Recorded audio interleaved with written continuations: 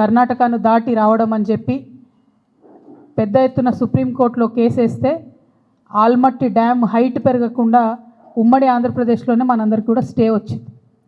అటువంటి స్టేను ఇప్పుడు కర్ణాటక ఉల్లంఘిస్తూ మరి 1,70,000 ఎకరాలను సేకరించడానికి 70,000 కోట్లను రిలీజ్ చేస్తూ మొన్న కర్ణాటక ప్రభుత్వం నిర్ణయం తీసుకున్నది.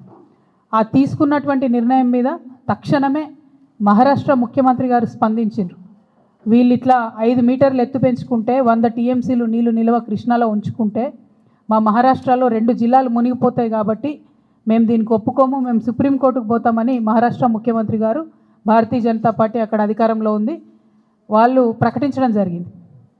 మరిగా మన తెలంగాణ అత్యంత దారుణంగా మనం దుఃఖపడతాం. ఒకవేళ ఆల్మట్టి కనుక 5 మీటర్లు హైట్ పెంచుకొని 100 టీఎంసీలు కనుక వాళ్ళు నిల్వ ఉంచుకుంటే నిజంగా కూడా మన తెలంగాణ ప్రాంతంలో ఉన్న కృష్ణా నదిలో క్రికెట్ ఆడుకున్నాడు తప్ప ఇంకో దానికి పనికిరాని పరిస్థితి వస్తుంది.